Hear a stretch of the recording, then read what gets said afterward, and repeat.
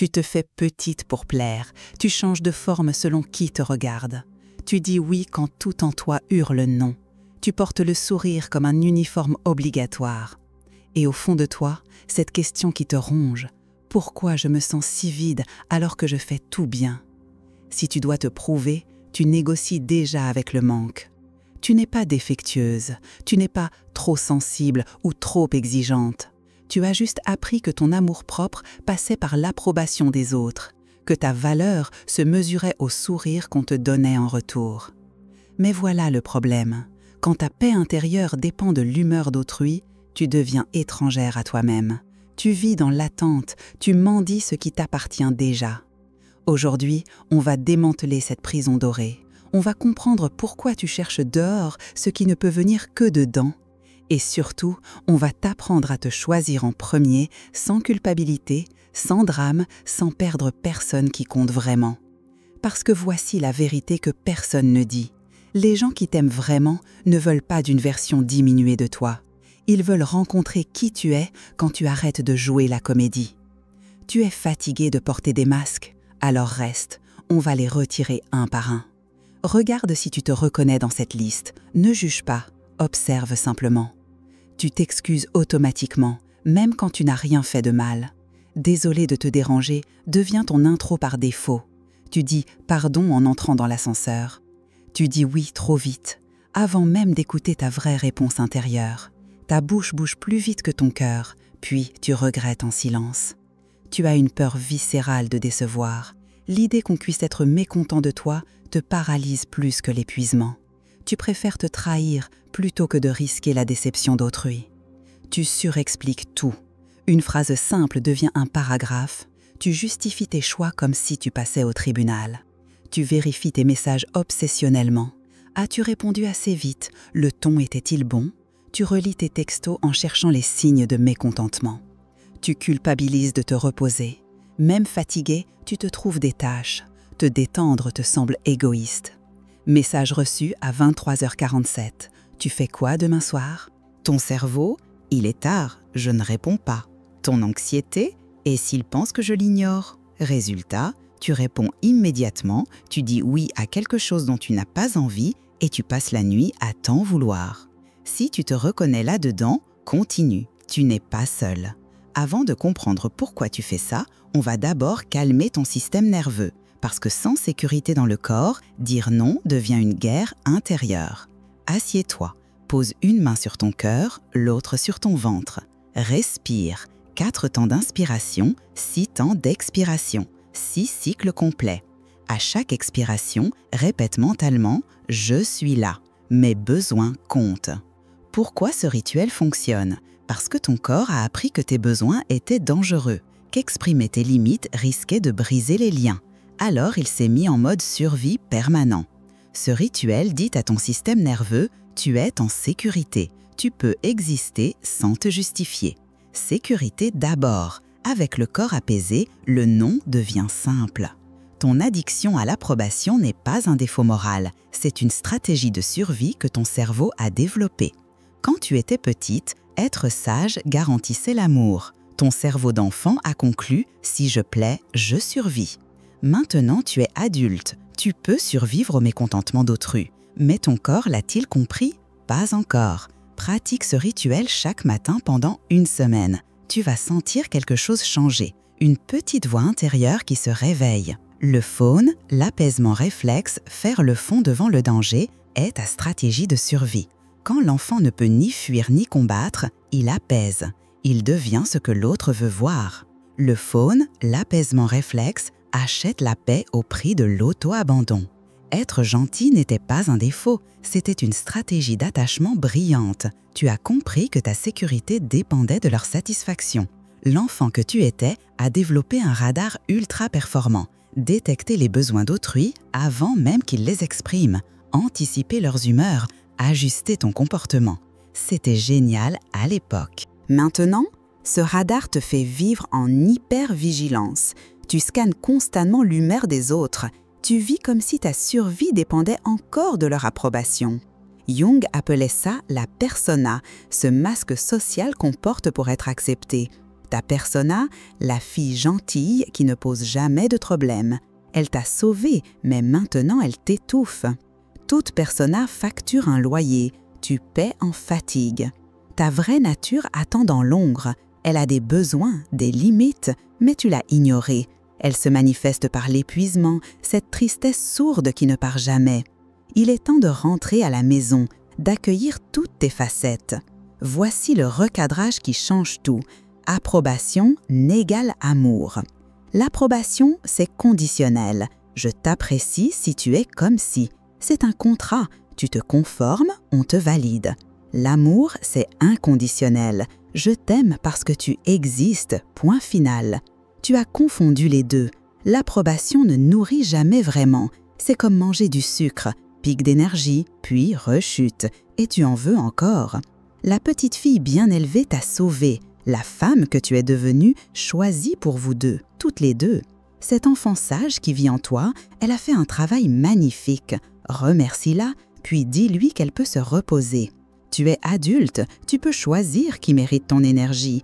Tu peux poser des limites sans perdre l'amour. Tu peux décevoir sans mourir. Les gens qui comptent vraiment ne veulent pas d'une version édulcorée de toi.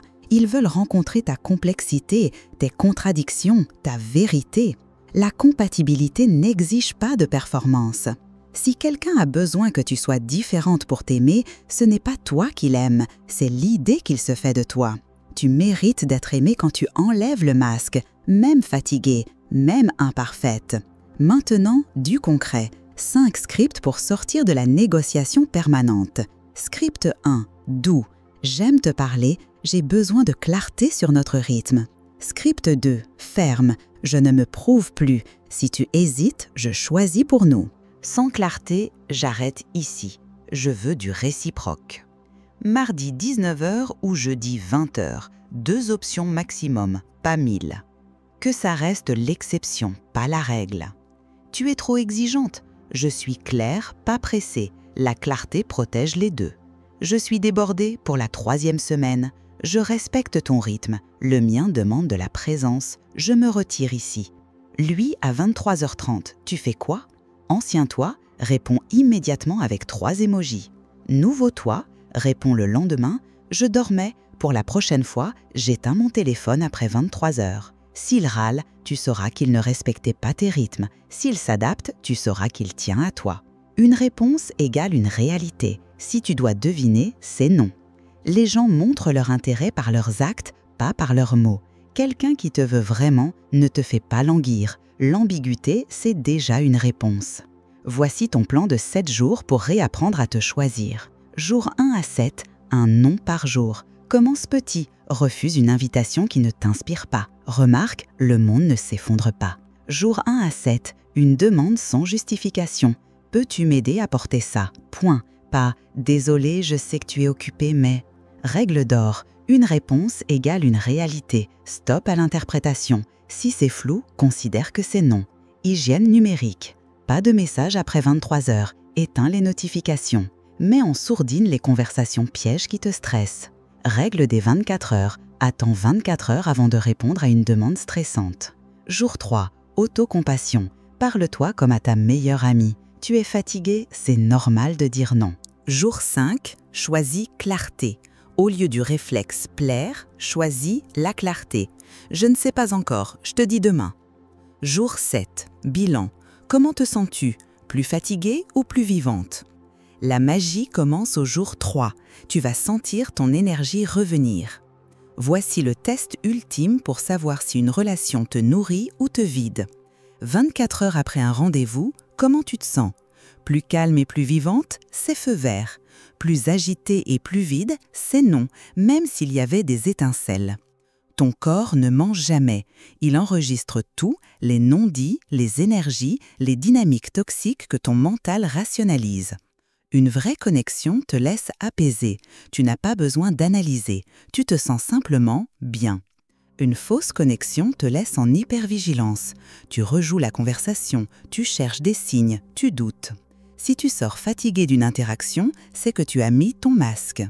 Les bonnes personnes ne te demandent pas de performance, elles accueillent ta simplicité. Tu peux dire non sans drame, tu peux exprimer tes limites sans perdre leur estime. Commence à faire ce test systématiquement. Ton intuition va s'affûter, tu vas reconnaître qui te fait du bien sans effort. L'amour authentique ne devrait jamais être épuisant. Imagine-toi dans 6 mois. Tu te réveilles sans cette boule d'anxiété dans le ventre. Tu ne vérifies plus ton téléphone toutes les 5 minutes. Tu ne rumines plus les conversations d'hier. Ton énergie t'appartient enfin. Tu dis non sans te justifier. Tu poses tes limites avec calme. Tu n'as plus peur de décevoir parce que tu sais que les bonnes personnes comprennent. Tu ne cours plus après l'approbation. Tu l'acceptes quand elle vient, mais tu n'en dépends plus pour respirer. Tu as des amitiés simples, où tu peux être fatigué sans qu'on le prenne mal, où tu peux avoir tes humeurs sans perdre leur affection. Tu attires des gens qui te veulent entière, pas parfaite. Ton radar interne s'est affiné. Tu détectes qui respecte tes rythmes et qui essaie de les forcer. Tu n'investis plus dans les gens qui te demandent de prouver ta valeur. Tu te choisis en premier, par amour-propre, parce que quand tu prends soin de toi, tu peux mieux prendre soin des autres. Cette femme-là existe déjà en toi. Elle attend que tu arrêtes de l'abandonner pour plaire aux autres. Tu n'as pas à te rétrécir pour être aimé. Tu n'as pas à porter des masques pour mériter l'affection. Tu n'as pas à négocier ton espace pour garder les gens. Se choisir en premier, ce n'est pas de l'égoïsme, c'est de l'hygiène émotionnelle. Rappelle-toi les 3 vérités d'aujourd'hui. Le faune, l'apaisement réflexe, achète la paix au prix de l'auto-abandon. Une réponse égale une réalité. La compatibilité n'exige pas de performance. Commence par le rituel de 90 secondes, tous les matins, pendant 1 semaine. Tu vas sentir quelque chose se délier en toi. Et puis, pratique un non par jour, pas pour blesser, mais pour exister. Les gens qui t'aiment vraiment vont comprendre. Ceux qui râlent, ils n'aimaient que ta performance, pas ton essence. Tu mérites d'être aimé sans condition. Tu mérites qu'on respecte tes limites. Tu mérites qu'on ne te fasse pas payer le prix de ton authenticité. Écris en commentaire « Aujourd'hui, je me choisis d'abord ». C'est un engagement avec toi-même, le premier jour du reste de ta vie. Et la semaine prochaine, on va parler de comment dire non sans culpabilité, la méthode complète. Tu es prête à retrouver ton énergie ?